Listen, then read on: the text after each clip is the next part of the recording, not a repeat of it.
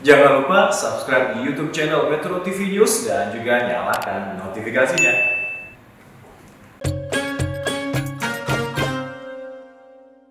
أعوذ بالله من الشيطان الرجيم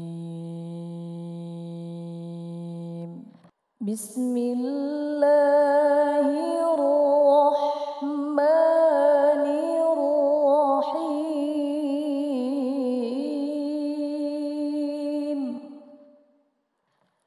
قال رب اجعل لي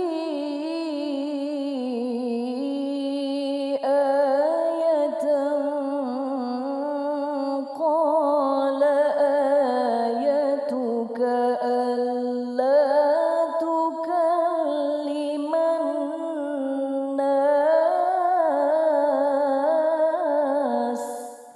قال آيتك ألا تكلم الناس ثلاث ليال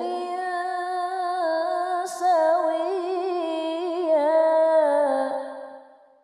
فخرج على قومه من المحراب فأوحى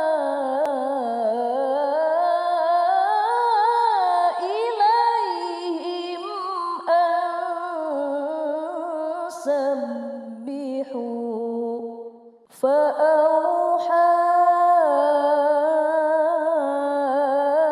إليهم أن سبحوا بكرة وعشيا صدق الله العظيم. Assalamualaikum warahmatullahi wabarakatuh. Alhamdulillahirrabbilalamin. Salatu wassalamu ala asrafil anbiya'i mursalin Sayyidina Muhammadin wa ala alihi washabihi ajma'in amma ba'du. Alhamdulillah, pemirsa dimanapun saja berada, kita kembali lagi bersilaturahim dalam program Khazanah Islam bersama dengan Imam Besar Masjid Istiqlal Profesor Dr. Nazaruddin Umar.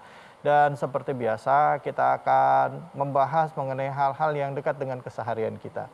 Ada sebuah hadis yang mengatakan, diam itu emas, berkata baik atau diam, katanya begitu. Dan untuk membahas tema ini sudah hadir bersama kita guru kita, Imam Besar Masjid Istiqlal Profesor Dr. Nazaruddin Umar. Assalamualaikum warahmatullahi wabarakatuh. Prof, diam itu emas, tapi di dalam kenyataan kita kan nggak bisa diam terus, Prof. Diam yang seperti apa dan bagaimana kita bisa mencoba menafsirkan kalimat tersebut atau hadis tersebut di dalam kehidupan kita sehari-hari, Prof. Silakan, Prof. Baik, bismillahirrahmanirrahim. Assalamualaikum warahmatullahi wabarakatuh. Waalaikumsalam. Alhamdulillah wa syukurillah wa salatu wassalamu ala rasulillah Sayyidina Muhammadin sallallahu alaihi wasallam amma ba'd. Para pemirsa yang dimuliakan Allah Subhanahu wa taala, kembali kita berjumpa pada kesempatan yang sangat berkah ini guna melanjutkan pembicaraan kita. Hari ini kita mengangkat sebuah tema yang sangat penting, yaitu masalah diam. Betapa pentingnya diam itu. Adinda David ya, yang seingat saya, diam itu emas, itu pepatah. Ya. Bukan hadis, yang hadisnya itu as-sumtu hukmun, diam itu penuh dengan hikmah. Dulu kita waktu kecil ada pepatah begini, diam itu emas, bicara itu perak. Ya. Nah, saya kira kita ditantang sekarang. Kapan waktu yang paling tepat untuk bicara? Kalau perlu banyak bicara, tapi juga kapan waktunya kita jangan bicara. Di dalam hadis Nabi tegas di situ disebutkan, apapun alasannya, tapi Nabi mengatakan begini, "Man kana yu'minu billahi wal yaumil akhir falyaqul khairan aw liyasmut." Barang siapa yang percaya, beriman kepada Allah dan hari kiamatnya, hendaklah mengatakan yang benar atau lebih baik diam. Ya kan? Katakan yang benar. Tapi mengatakan yang benar itu juga jangan didramatisasi sedemikian rupa. Memang sih benar, tetapi kalau muncul riak di balik itu menjadi salah. Mungkin benarnya 5 dibumbui menjadi 6, menjadi 7, tambahan bohong di situ kan. Akhirnya rusak pahala kita kan. Nah maka itu salah satu tantangan kita sebetulnya dalam masyarakat modern yang penuh dengan teknologi canggih sekarang ini kan. Bagaimana belajar mendidik diri kita itu untuk lebih banyak diam. Diam itu bukan hanya mulut berhenti bicara, tetapi ada mulut nggak pernah bicara, tapi tangannya ya di keyboard, tangannya di handphone, semua ya. Email grupnya berapa, WA grupnya berapa. Akhirnya lupa baca Quran. Yang dia ingat, yang dia baca terus itu WA itu. Kebiasaannya baca Quran itu 2 juz 1 hari. Nggak pernah lagi. Kenapa? Lebih menarik membaca ya grup. Ketawa, cengengisan, terbahak-bahak sendirian di situ itu kayak orang gila kan. Ya. Sampai di meja makan pun ada suaminya, ada anaknya. Nggak pernah ada yang baku omong satu pun. Mereka berkomunikasi dengan orang yang jauh di sana. Akhirnya kita ada keterputusan rasa antara keluarga dekat kita sendiri. Asyik semua bicara dengan handphonenya masing-masing. Akhirnya anaknya terasing dari orang tuanya sendiri. Orang tuanya terasing dari anak-anaknya sendiri. Bahkan suami istri pun juga itu mulai terasing sekarang. Nah, saya ingatkan kepada kita, pantas Rasulullah mengingatkan sebuah hadis yang sangat penting untuk kita semuanya ya. Bahwa man kana yu'minu billahi wal yawmil akhir falyaqul khairan aw liyasmut. Bicara seperlunya yang benar atau lebih baik diam. Ada lagi satu ayat. Ya, di dalam surah Maryam itu Nabi Zakaria tuh berdoa supaya dapat anak. Akhirnya di masa tuanya dapat anak. Nah, sebagai wujud tanda syukurnya, mungkin nazarnya, maka apa dia katakan Nabi Zakaria itu, Allah tukalliman nasa thalatha layalin illa ram. Ya, untuk tidak berkata-kata selama 3 hari. Tentu 3 hari ya, 3 malam. Kecuali yang sangat perlu. Jadi menahan diri kita untuk tidak bicara itu lebih berat daripada menghentikan diri kita untuk bicara. Ya, kenapa? Karena kalau kita bicara itu dimotivasi oleh iblis. Tapi kalau kita berhenti bicara itu dimotivasi oleh malaikat. Pada umumnya ada ajakan malaikat itu bagi orang yang terbiasa didikte oleh hawa nafsu, itu berat sekali ajakan malaikat itu. Dan mudah sekali untuk mengikuti ajaran iblis itu kan. Karena itu kalau ada orang bicara sampai mengenal berhenti, ya pokoknya non-stop bicara itu. Bicara di mana-mana. Ungkapan-ungkapan kalau nggak ada materinya, pokoknya tambahin bohong lah dan sebagainya. Maka orang-orang yang seperti ini, itu akan dicabut berkah wajahnya. Habis itu ketawa lagi terbahak-bahak. Kita diingatkan oleh Rasulullah Muhammad SAW, orang yang suka ketawa terbahak-bahak sampai melampaui batas itu ya, dicabut berkah wajahnya. Apa maksudnya berkah wajahnya dicabut? Perkataan-perkataannya nggak didengar orang. Nasihat-nasihatnya untuk anaknya nggak digubris. Kenapa? Pembicaraannya jadi hambar, jadi tawar. Nggak ada wibawanya lagi kan. Kenapa? Mukanya sudah dicabut berkahnya oleh Allah Subhanahu wa Ta'ala. Kenapa? Ketawa terbahak-bahaknya terlalu banyak. Bohongnya apalagi? Mulut yang paling sering kita bicara bohong. Mulut yang paling sering dipakai berdosa. Mulut yang paling sering membicarakan aib orang lain. Mulut yang sering kita pakai untuk minum minuman keras, haram, makan makanan yang tidak halal, maka mulut itu nanti itu akan menjadi sumber malapetaka buat kita semuanya. Jadi para pemirsa, saya ingatkan kita, separuh penghuni neraka itu karena mulut. Jadi kalau kita mampu mengendalikan mulut kita, berarti separuh kunci surga kita sudah miliki. Maka itu saya ingin mengajak kepada kita semuanya, terutama ini menjelang bulan suci Ramadan, saya mohon mari kita dari sekarang latihan untuk menahan diri, untuk tidak nanggapin orang macam-macam. Saya tahu kita sekarang ini ada sebuah era gampang sekali kita terpancing untuk bicara, memberikan komentar apapun. Entah itu komentar lisan atau tertulis sama. Ya. Saya mohon kita kendalikan diri. As-sumtu hukmun, diam itu lebih arif bijaksana. Lebih banyak orang celaka karena bicara daripada orang tidak bicara. Lebih banyak orang mengoleksi dosa kalau bicara daripada kalau dia diam. Kalau dia diam, boleh jadi tasbihnya melingkar, subhanallah dalam hati, ya. La ilaha illallah. Boleh jadi dia tafakkur, merenungi keberadaan Allah Subhanahu wa taala, kebesaran Allah. Boleh jadi dia tadzakur, menghayati kebesaran Allah. Nah, tapi kalau kita bicara, apalagi membicarakan aib orang lain, udah. Bagaimana mungkin orang bisa khusyuk dalam salat kalau setiap kali mulut ini bicara ada kebohongan di dalamnya? Bagaimana kita bisa mengingat Allah setiap kali bicara kita melakukan riya, muji dirinya sendiri, habis materi dirinya, muji suaminya atau istrinya, habis itu muji anak-anaknya sampai mertuanya, habis itu ngos-ngosan dia. Nah, jadi saya kira nggak ada untungnya kita bicara. Untuk apa? Ya, saya ingin mengingatkan kepada kita semuanya, mari kita hemat bicara. Bicara seperlunya, tapi saya ingatkan juga, jangan sampai terlalu diam. Kalau orang terlalu diam sampai mendiamkan kebenaran, maka itu adalah iblis bisu. Kita jangan jadi iblis bisu. Sudah seharusnya dia ngomong. Sudah seharusnya mengusir ya kejahatan itu dengan cara yang santun tentunya kan. Dia nggak mau. Terlalu egois sampai dia nggak mau bicara. Itu iblis bisu. Nabi tidak mencantumkan bahwa orang nggak boleh bicara sama sekali, enggak. Apa hadisnya tadi? Ya. Man kana yu'minu billahi wal yawmil akhir falyaqul khairan. Itu fi'il amar pertama itu katakanlah yang benar. Tapi kalau kita mendiamkan kebenaran, ya itu tadi, kita berdosa. Qulil haqq walau kana murran, kata Nabi.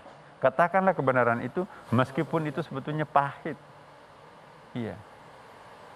Saya kira ini perlu untuk kita camkan bersama. Mari para pemirsa untuk menyetel hati kita sekarang ini dalam hal apa yang seharusnya saya ngomong. Dalam hal apa saya harus diam. Orang yang paling banyak bicara ialah orang yang paling banyak menyesal di kemudian hari. Ya. Baik, Prof. Nanti saya kira kita lanjutkan lagi ya, Prof ya. Baik, pemirsa, kita akan lanjutkan bahasan kita mengenai istilah atau pepatah yang disampaikan oleh Prof tadi, diam itu emas ya, atau di dalam hadis dikatakan bahwa Rasulullah SAW mengatakan berkata yang baik atau bicara kebenaran atau diam. Hanya di sini di Khazanah Islam bersama dengan Imam Besar Masjid Istiqlal Profesor Dr. Nazaruddin Umar. Bicara sebanyak-banyaknya asal pembicaraan itu mendekatkan seorang makhluk kepada Khaliknya, itu baik. Mari kita meningkatkan kualitas ketakwaan keimanan kita. Kapan waktunya kita bicara dan kapan waktunya kita jangan bicara.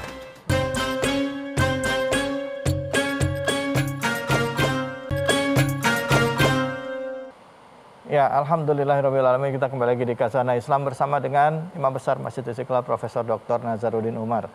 Saya ingin membahas lagi, Prof. Ada sebuah kaul yang mengatakan begini, Prof. Diamnya seorang ulama adalah aib, bicaranya adalah hiasan. Sedangkan bicaranya orang bodoh adalah aib dan diamnya adalah hiasan. Nah, ini kira-kira boleh diambil maknanya nggak, Prof, dari istilah ini, Prof? Itu memang harus seperti itu. Ya. Kapan ulama itu diam, itu aib buat ulama itu kan. Seorang ulama itu memang harus bicara. Al ulama warasatul anbiya. Ya.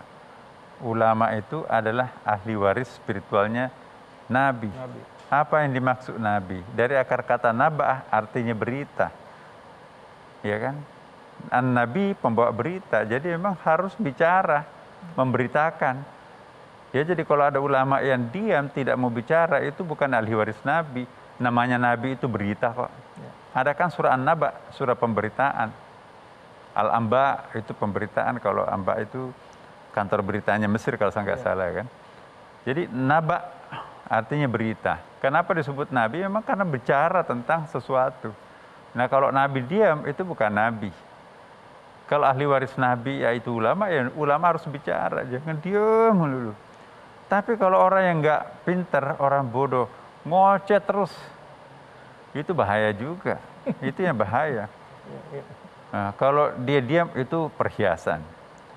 Ya, jadi saya kira perlu ada penempatan. Nah, itu juga tergantung. Kalau ulama itu bicaranya banyak, tidak kapasitasnya sebagai ulama, mungkin dia banyak bercandanya hal-hal yang bisnis, hal-hal yang politik, hal-hal yang tidak ada konteksnya dengan dirinya sebagai seorang ulama. Mungkin lebih tepat itu pembicaraannya itu adalah mungkin guyonan segala macam itu. Kalau ulama terlalu banyak guyon itu pun juga saya khawatir melampaui batas. Nabi juga suka guyon, tapi guyonnya Nabi itu ada batasnya, terkendali. Nah sekarang kan apa aja yang bisa menarik perhatian orang kita angkat sebagai tema.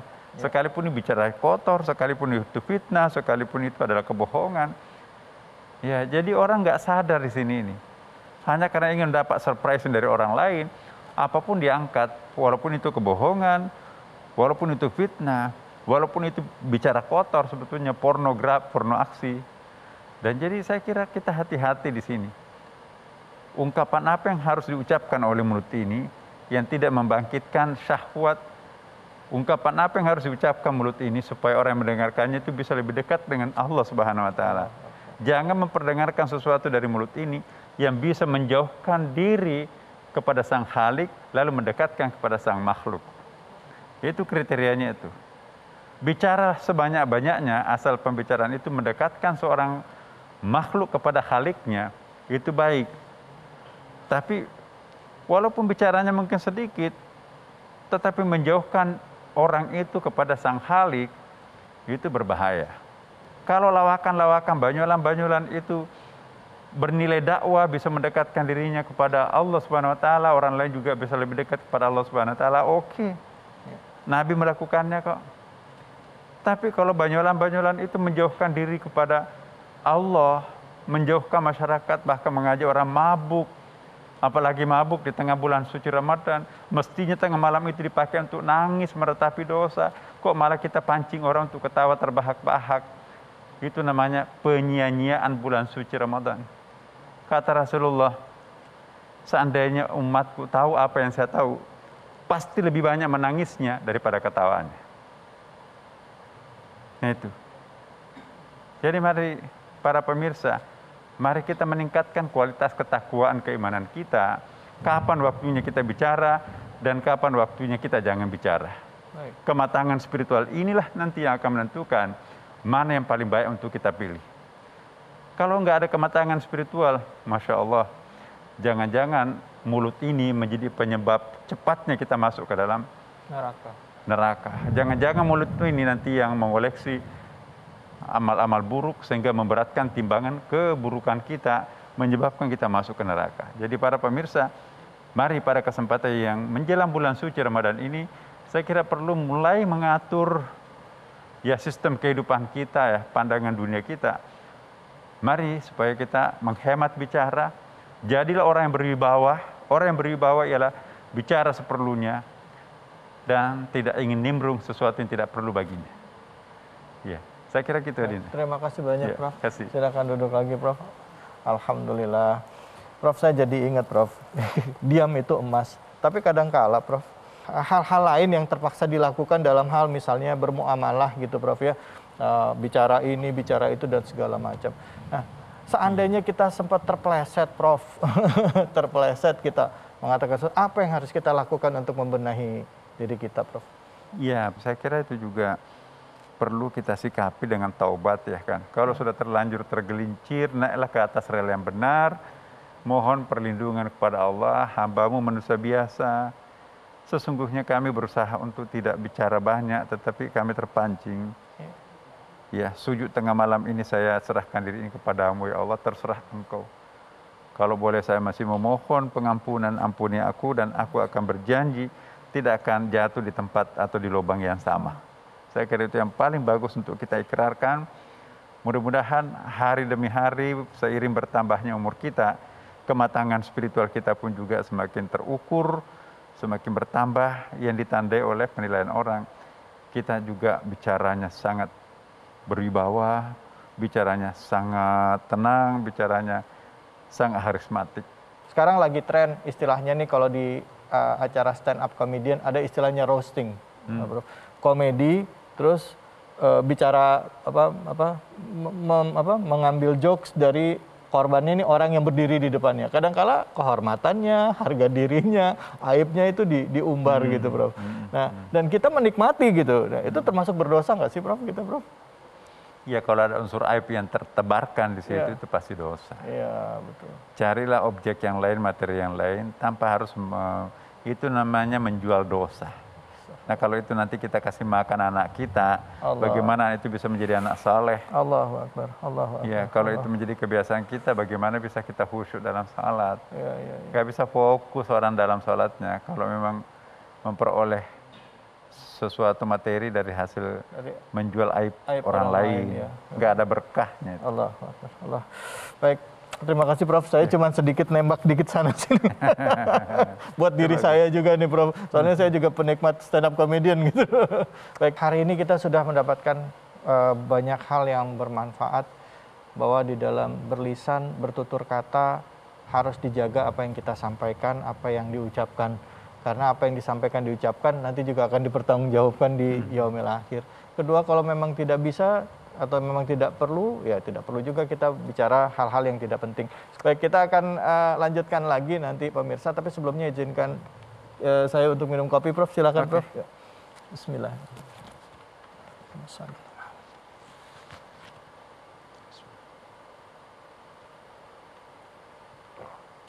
Alhamdulillah. Luak hitam baru, nggak kemanisan, mantap. Bungkusnya jangan dibuang ya pemirsa, karena Anda berkesempatan untuk mendapatkan hadiah umroh gratis dan emas. Terima kasih atas kebersamaan Anda. Setelah ini kita akan lanjutkan bahasan kita. Tentunya masih di sini di Khazanah Islam bersama dengan Imam Besar Masjid Istiqlal Profesor Dr. Nazaruddin Umar. Alhamdulillah. Terima kasih, Prof. Kalau sekiranya kita terbawa emosi dalam mendidik anak, lantas mengungkapkan kata-kata yang nggak baik, itu jadi doa. Yang terjadi, ini ungkapan orang tua jadi doa.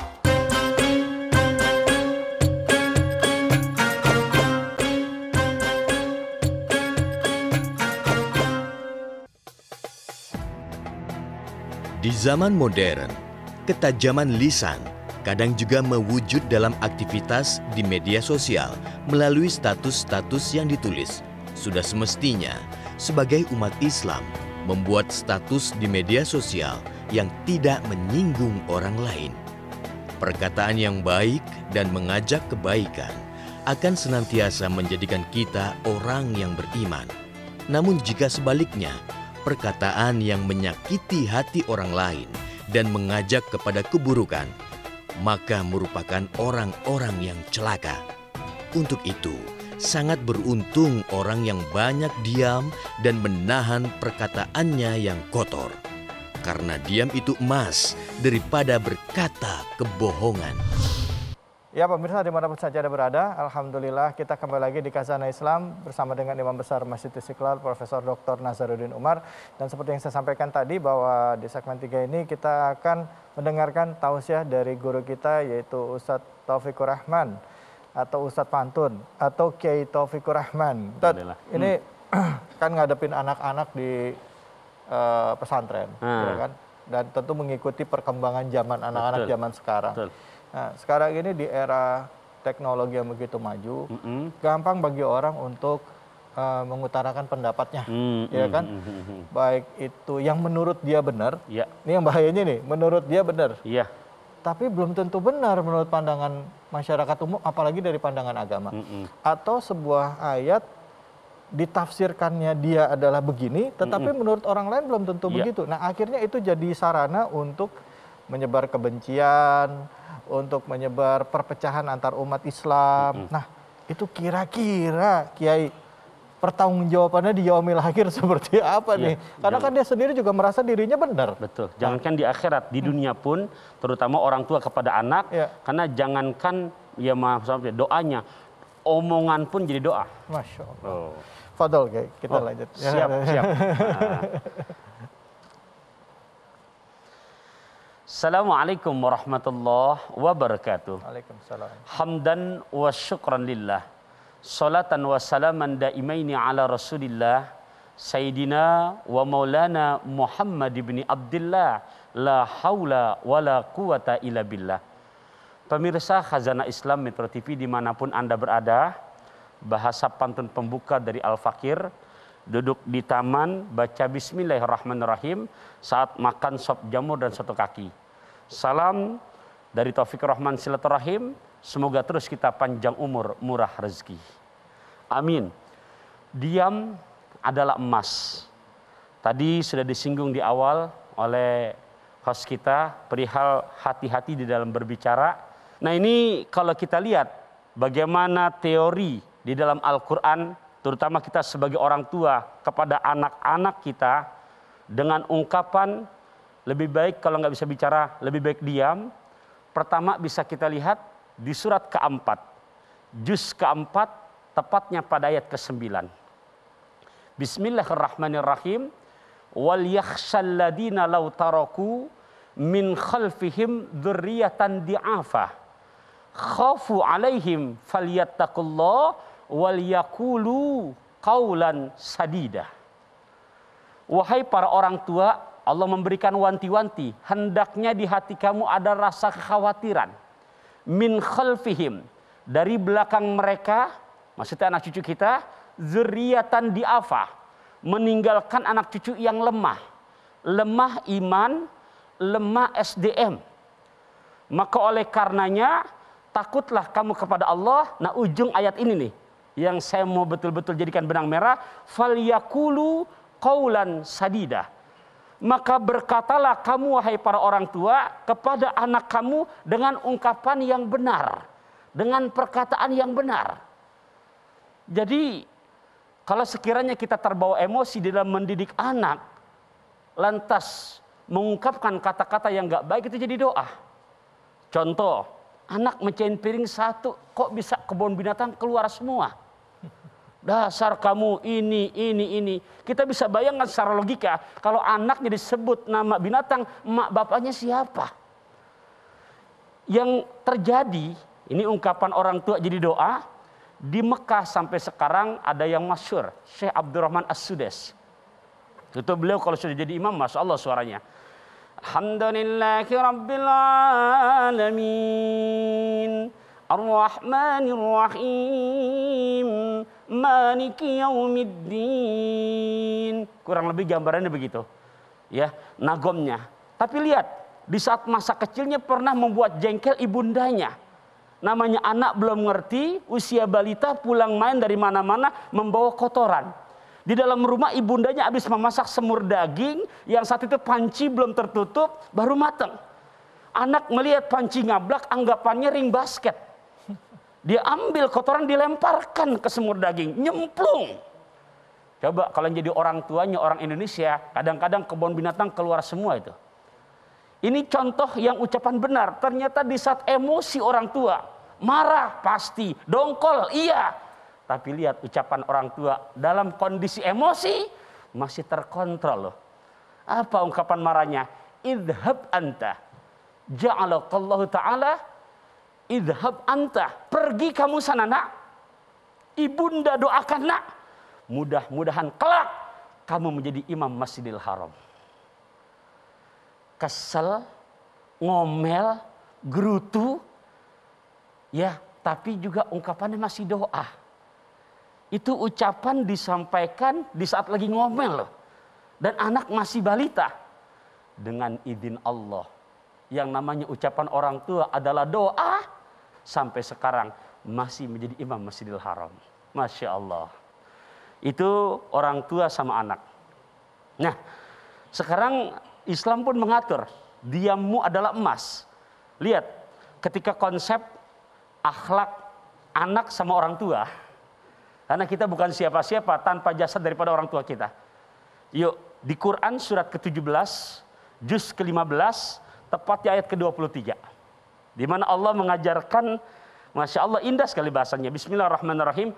fala taqul lahuma uffin wala tanharhuma wa qul lahuma qaulan karimah.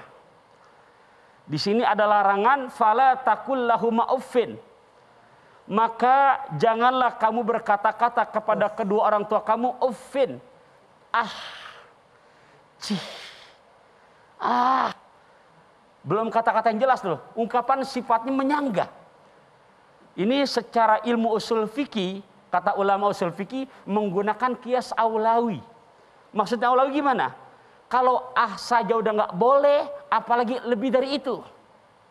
Kalau cih saja udah nggak boleh, apalagi lebih dari itu. Kenapa? Ini ajaran anak kepada orang tua. Islam mengajarkan demikian karena yang namanya orang tua gerbang untuk mendapatkan berkah di dunia. Maksudnya sehebat apapun kita ibadah, tapi kalau orang tua kita abaikan, sia-sia semuanya. Nah, lihat agama Islam mengajarkan ketika akhir ayatnya, wa qul lahuma qaulan karima, dan berkatalah kamu kepada kedua orang tua kamu dengan ucapan yang mulia. Yuk wahai para anak-anakku sayang, jangan menganggap remeh kita manggil kadang-kadang orang tua cakep namanya Abdullah biar gaul manggil bokap. Uminya cakep nyokap, digabung jadi bonyok. Tuh. Ini ungkapan anak-anak sekarang. Islam mengajarkan yang enggak demikian. Kita patut ingat. Jadi sederhana, ada rengginang, ada jamu, ada acar buat tetamu. Kau bikin senang hati orang tua kamu, Allah bikin lancar rezeki kamu. Masya Allah. Baik, kita akan lanjutkan lagi. Tetaplah di Khazanah Islam bersama dengan Imam Besar Masjid Istiqlal, Profesor Dr. Nazaruddin Umar. Dan di segmen 4, Ustadz Taufikur Rahman akan melanjutkan lagi kajian. Yang sedang menyimak acara ini, yuk kita muliakan yang namanya orang tua kita. Islam sangat mengajarkan yang demikian, ucapan-ucapan yang mulia. Kenapa sih harus demikian? Karena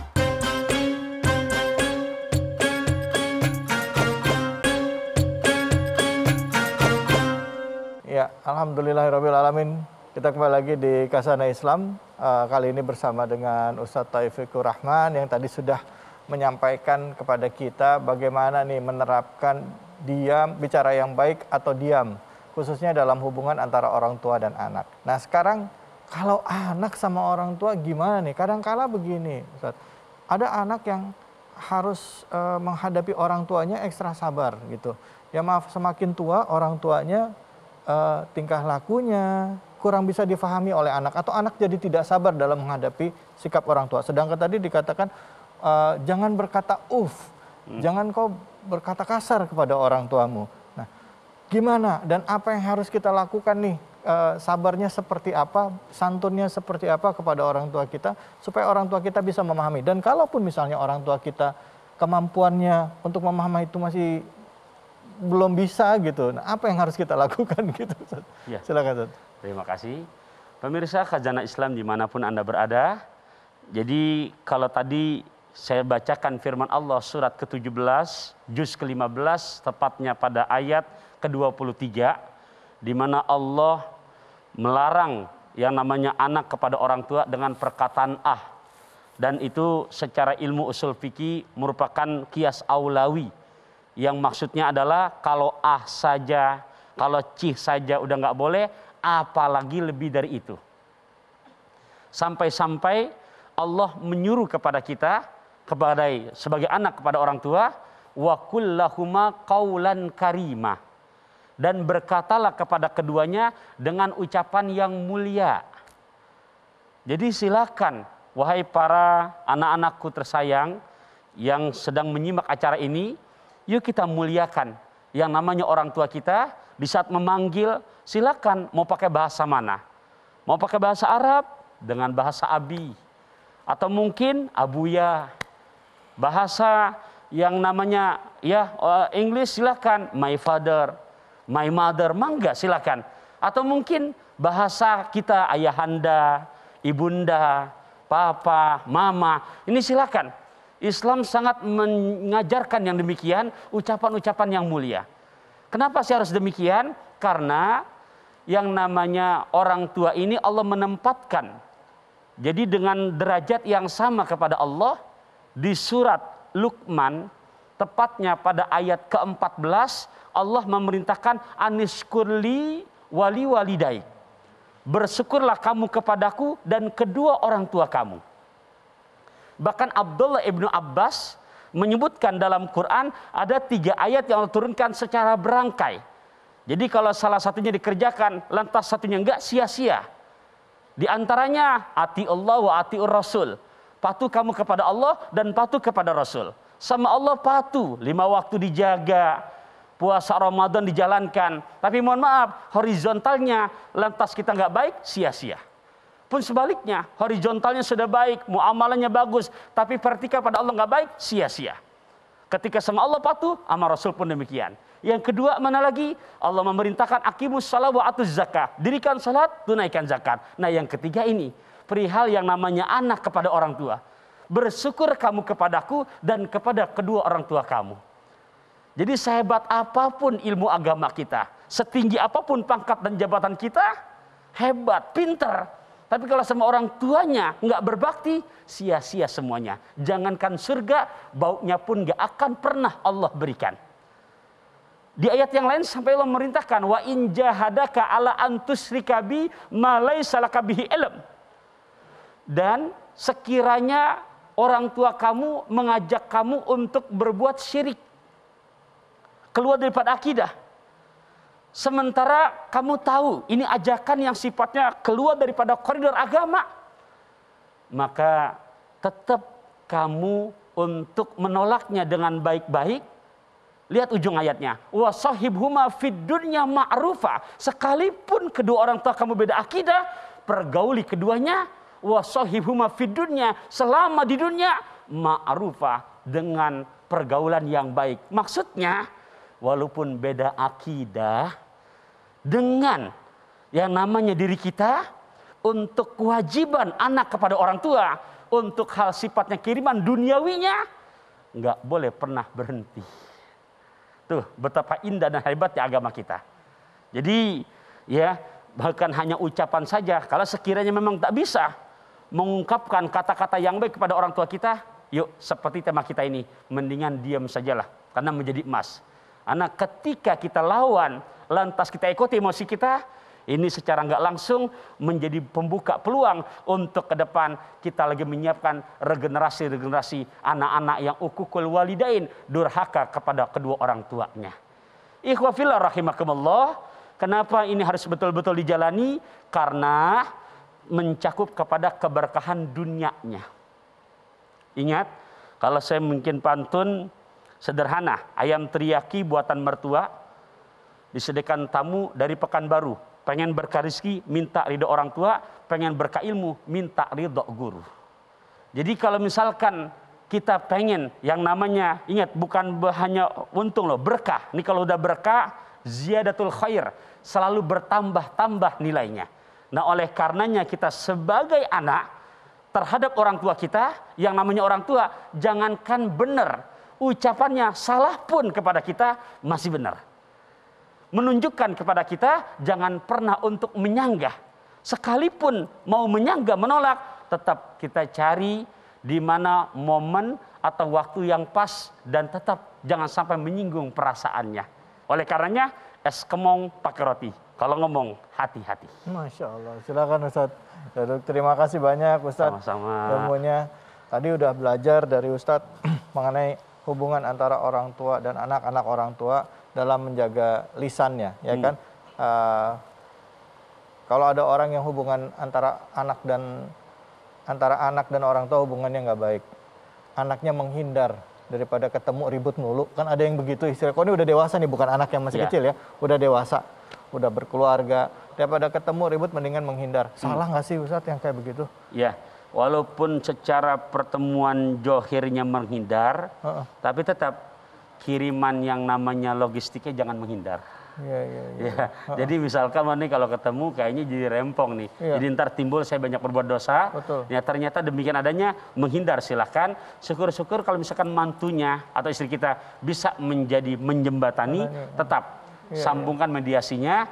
Tapi yang tadi tuh kirimannya kepada mereka jangan pernah tetap terhindar. Ustaz, kira-kira apa yang bisa kita simpulkan Ustaz untuk tema kita kali ini Ustaz? Ya, ikhwafillah rahimakumullah. Jadi tetap kembali kepada hadis yang umum, man kana yu'minu billahi wal yaumil akhir falyakul khairan aw liyasmut. Siapa orang yang beriman kepada Allah dan beriman kepada hari akhir, maka sebaiknya berbicara dengan baik atau kalau nggak bisa diam. Ini filosofinya, lidah kita untuk organ berbicara, dipagari dengan gigi.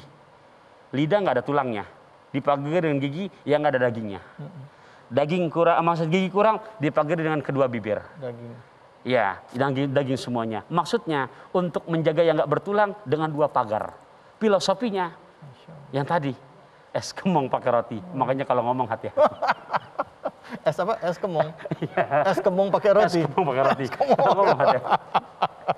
Masya Allah. Terima kasih banyak Ustaz ilmunya hari ini. Es kemong pakai roti, kalau ngomong makanya hati-hati. Semoga apa yang disampaikan oleh Ustaz Taufikur Rahman hari ini bermanfaat bagi kita semua, sehingga kita senantiasa menjaga lisan kita sebagai salah satu wujud keimanan kita.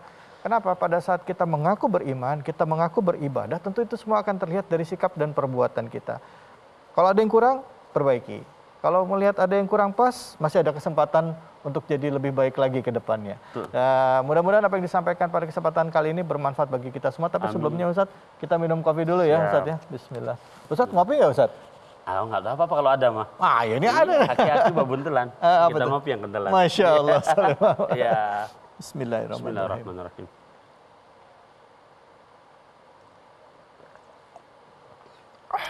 Alhamdulillah.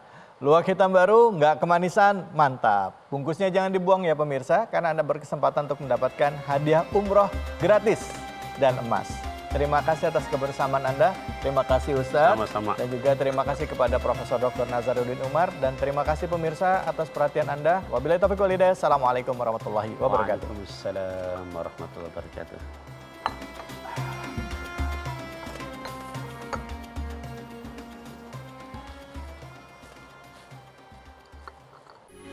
Metro TV